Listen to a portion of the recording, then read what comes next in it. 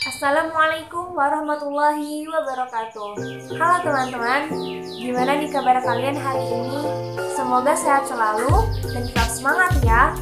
Perkenalkan, kami dari kelompok 1 yang beranggotakan Okitus Putasari, ada Tinda Nur Hidayah, Amalia Okta, Aan Sartanto, Art Sinta, Umo Farhatun, Yuswatul Manfaati, Intan Mahdiatun Nisa, Setiawan Adi Putra, Kamila, Yusuf Fahrudin, dan saya sendiri, Uji Ayu Asy'ari, Adela Nur Azizah, Sakifah Takia Ulfa, dan yang terakhir ada Sofia Nurul Aini.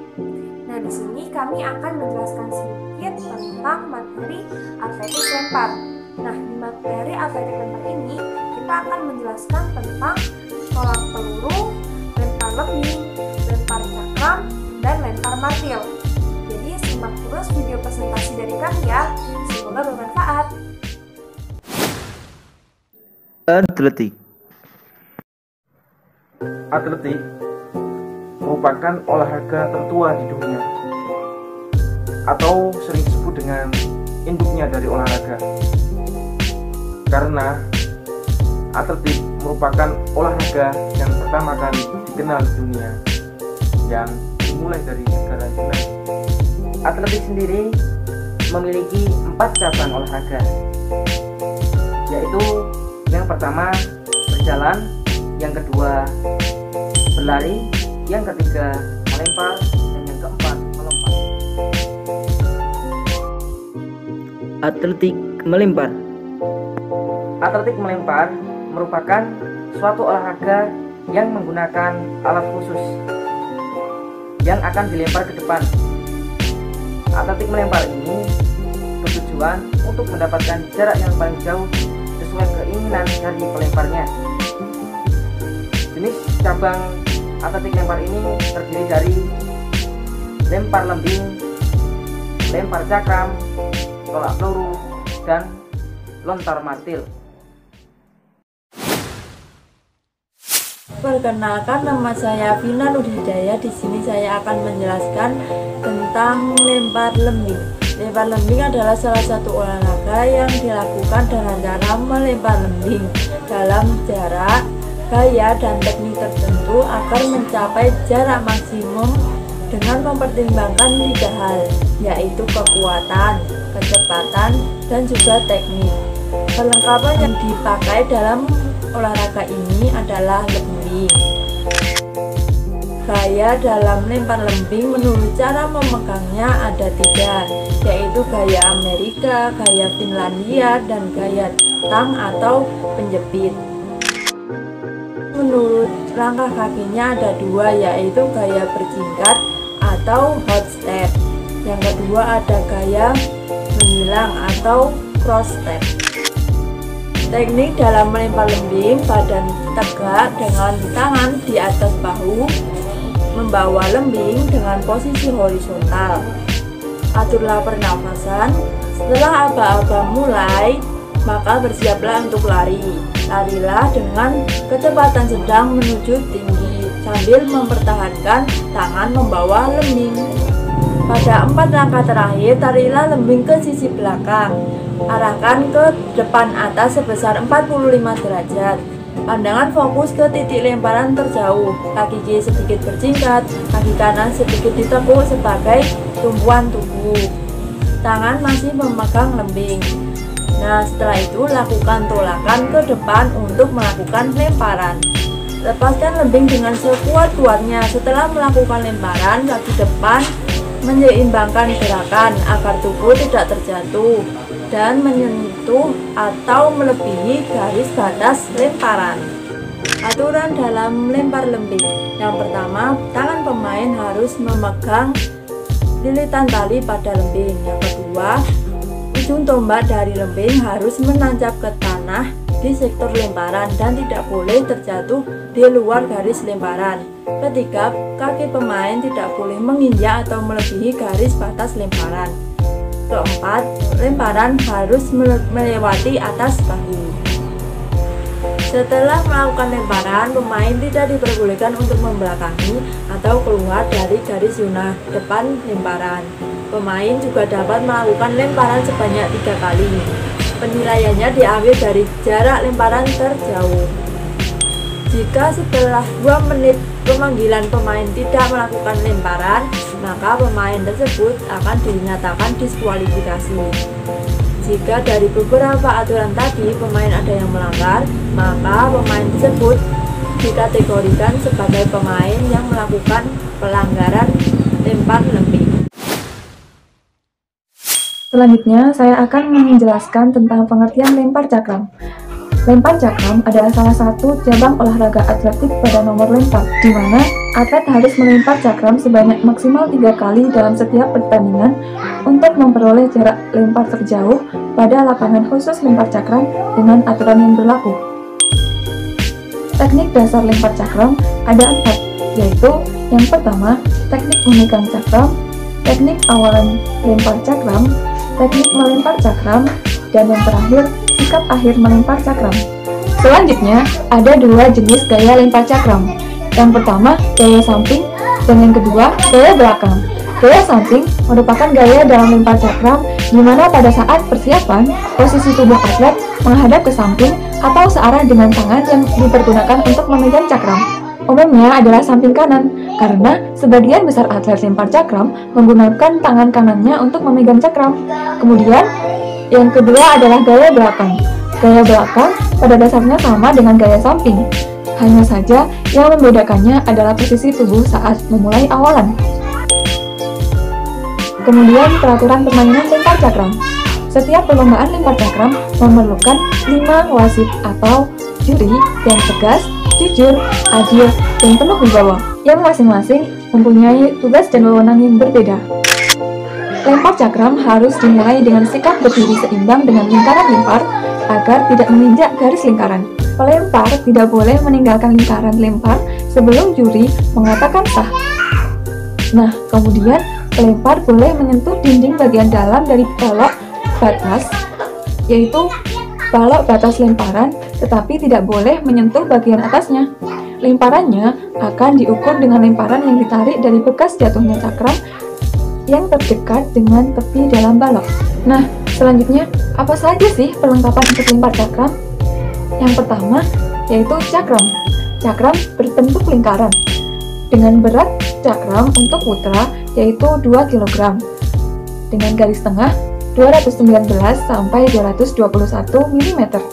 Dan berat cakram untuk putri, yaitu seberat 1 kg dengan garis tengah 180 sampai 182 mm.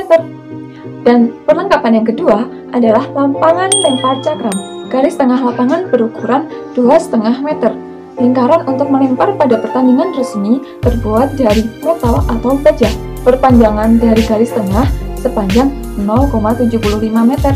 Sudut lempar sebesar 40 derajat.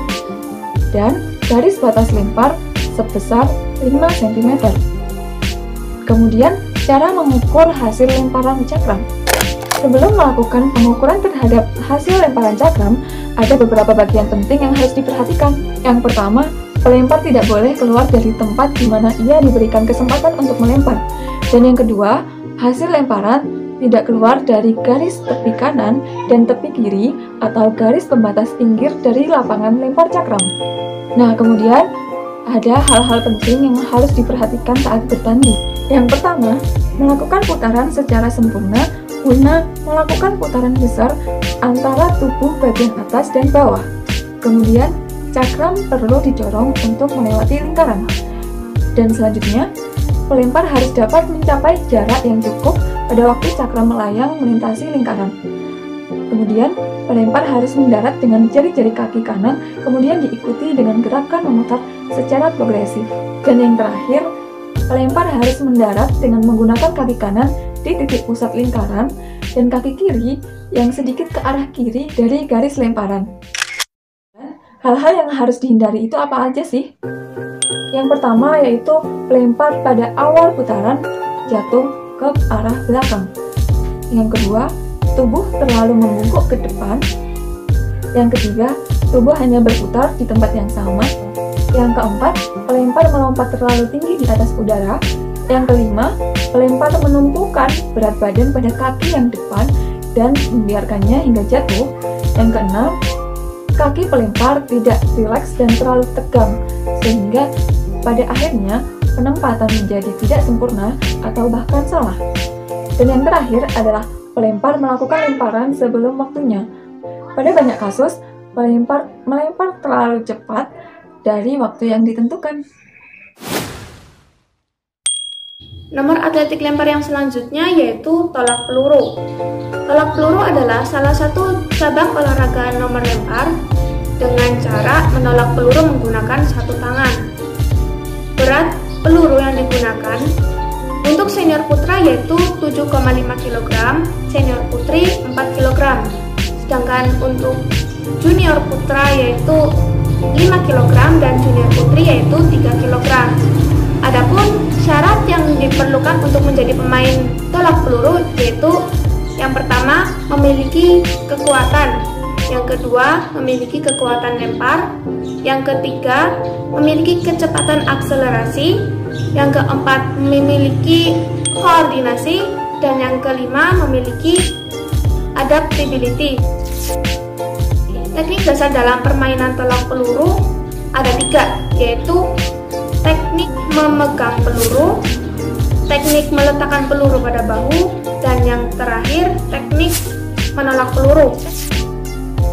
Teknik dasar memegang peluru dibagi menjadi 3. Yang pertama yaitu jari-jari renggang. Lalu yang kedua yaitu cara memegang peluru dengan jari-jari agak rapat. Yang terakhir yaitu memegang peluru dengan cara jari-jari rapat. Teknik dasar meletakkan peluru pada bahu, yaitu diletakkan tepat di bawah telinga dan menempel pada leher, serta berada tepat di atas bahu, sehingga nanti lengan dengan bahu itu sejajar.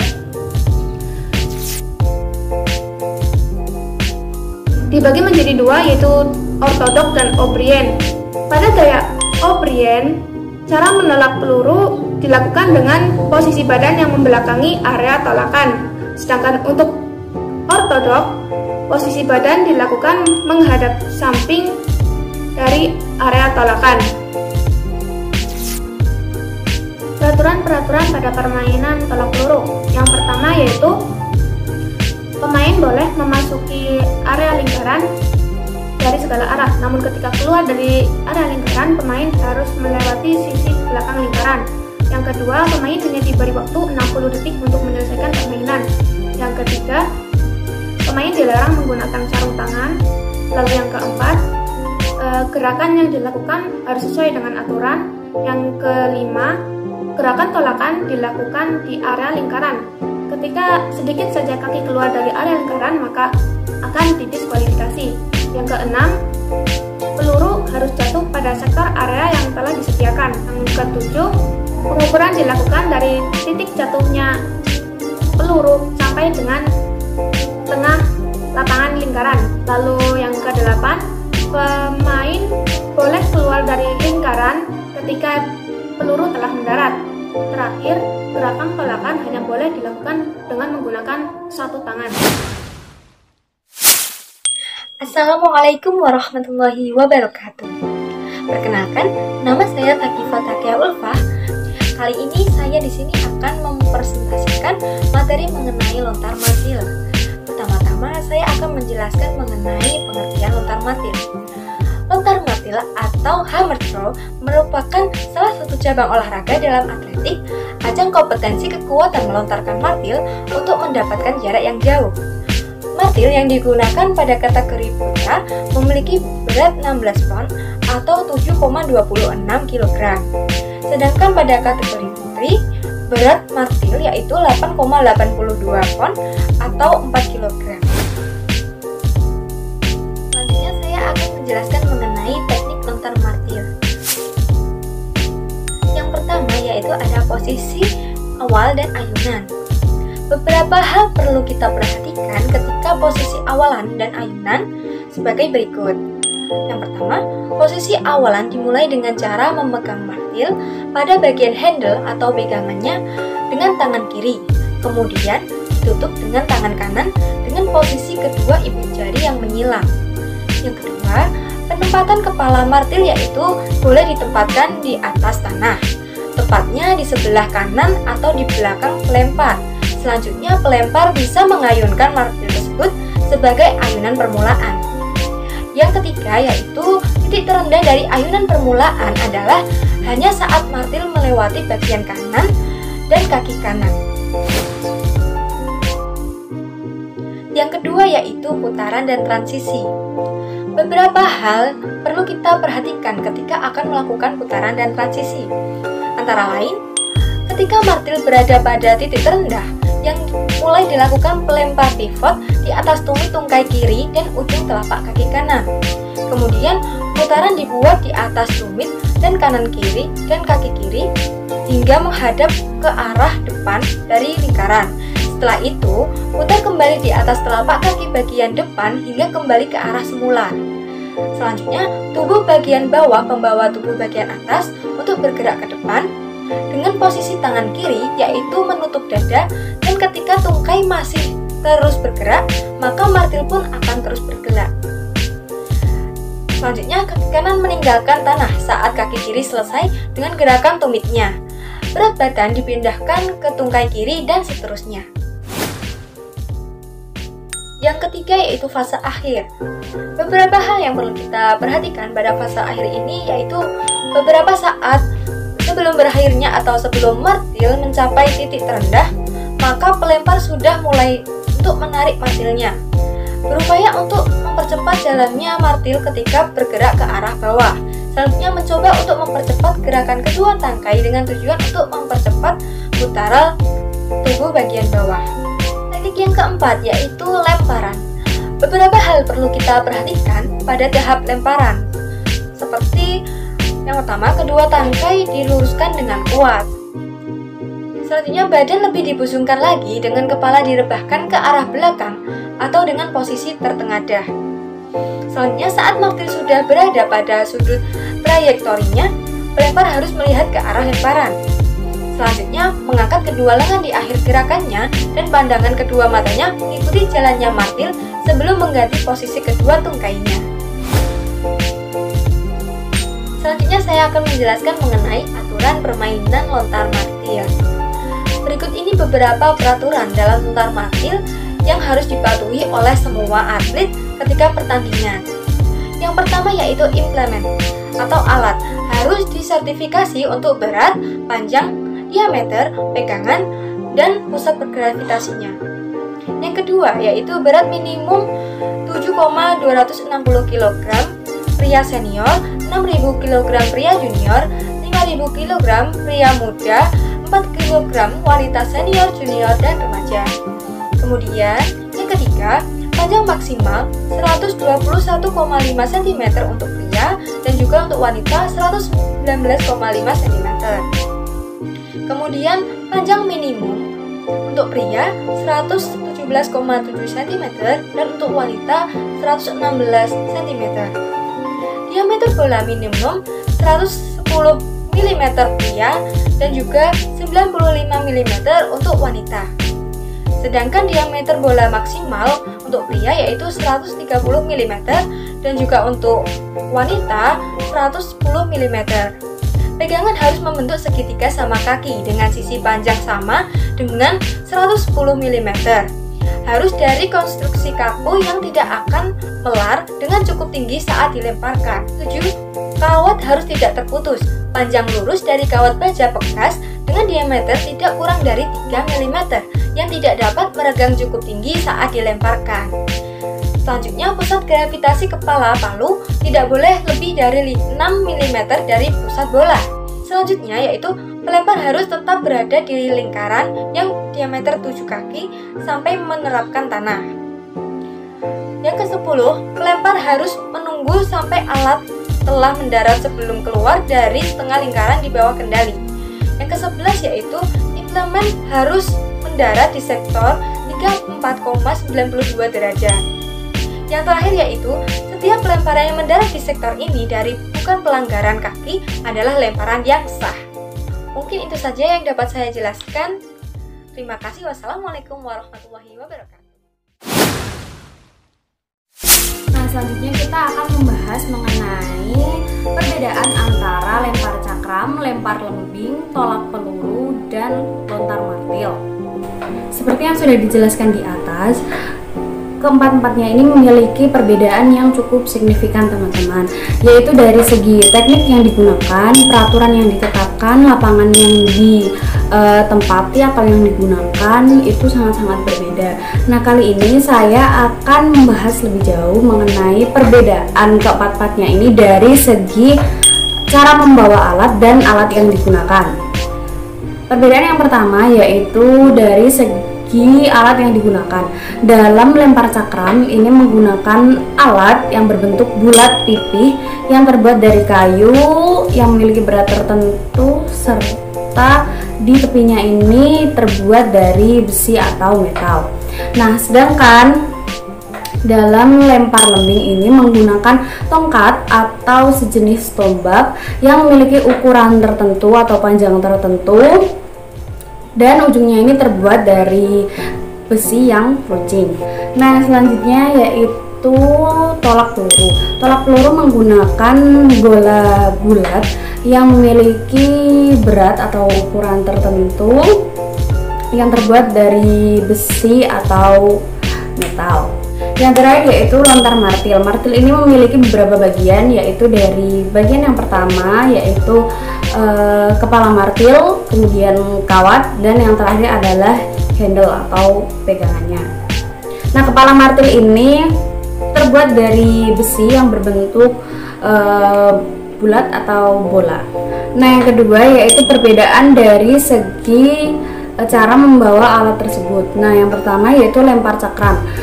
Cara memegang cakram yang benar yaitu pegang dengan buku ujung jari tangan. Ibu jari ini memegang samping cakram, kemudian pergelangan tangan ditekuk sedikit ke dalam. Selanjutnya yaitu lempar lembing. Cara memegang atau membawa lembing yang benar yaitu terdapat 3 cara.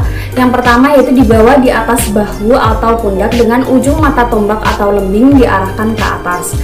Yang kedua dibawa di muka bahu, yaitu ujung lembing harus mengarah ke bawah. Sedangkan yang ketiga yaitu membawa di depan dada, ujung mata lembing ini diarahkan ke atas dan sikap lembing harus diagonal. Sedangkan pada tolak peluru ini juga sama seperti lempar lembing, memiliki 3 cara, namun tentu sangat berbeda ya cara membawanya.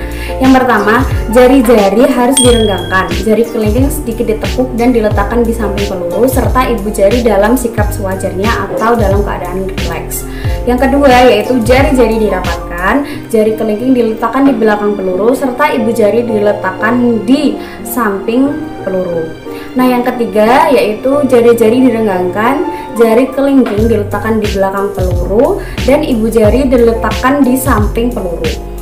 Nah, yang terakhir cara memegang martil yaitu dipegang dengan 2 tangan. Nah, untuk melindungi tangan, biasanya tangan kiri pelontar ini diberi sarung tangan.